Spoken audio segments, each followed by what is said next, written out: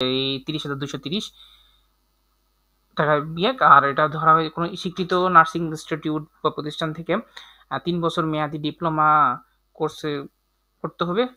তবে শর্ত থাকতেছে যারা এই বিষয়ে বেশি অভিজ্ঞতাদেরকে প্রায়োরিটি দেওয়া হবে।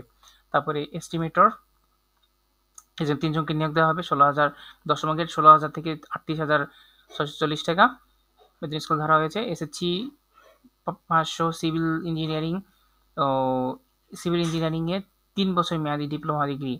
আর মেডিকেল অফিসার 9তম গ্রেড একজনকে নিয়োগ দেওয়া হবে 22,000 থেকে 53,060 টাকা। শিক্ষিত বিশ্ববিদ্যালয় থেকে ইনস্টিটিউট থেকে শিক্ষিত বিশ্ববিদ্যালয় ইনস্টিটিউট বা প্রতিষ্ঠান থেকে এমবিবিএস এর ডিগ্রি থাকতে হবে।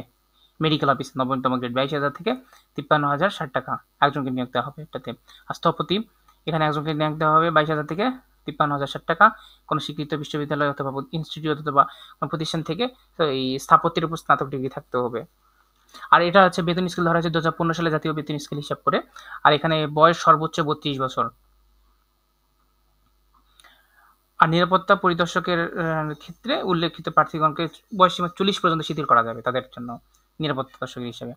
প্রয়োজনীয় কাগজপত্র প্রশাসক বরিশাল সিটি কর্পোরেশন বরাবর নির্ধারিত তথ্য সম্বলিত চাকরির দরখাস্ত আগামী 22 জুলাই 2025 তারিখের মধ্যে নিম্ন স্বাক্ষরকারী কার্যালয়ে পৌঁছে দিতে হবে এবং পাশাপাশি 22 জুলাই 2025 খ্রিস্টাব্দে তারিখের মধ্যে দরখাস্ত ও সকল প্রয়োজনীয় কাগজপত্র স্ক্যান কপি পিডিএফ ফরম্যাটে জিমেলে মেইলে ঠিকানায় প্রেরণ করতে হবে এবং নির্ধারিত তারিখের মধ্যে যে সকল প্রার্থী উভয় মাধ্যমে সরাসরি ও ইমেলে দরখাস্ত প্রয়োজনীয় কাগজপত্র নিম্ন স্বাক্ষরিতকারী কার্যালয়ে পৌঁছে দিতে সক্ষম হবে কেবলমাত্র তাদের দরখাস্ত বা আবেদন বিবেচনায় নেওয়া হবে, অন্যথায় গ্রহণ করা হবে না।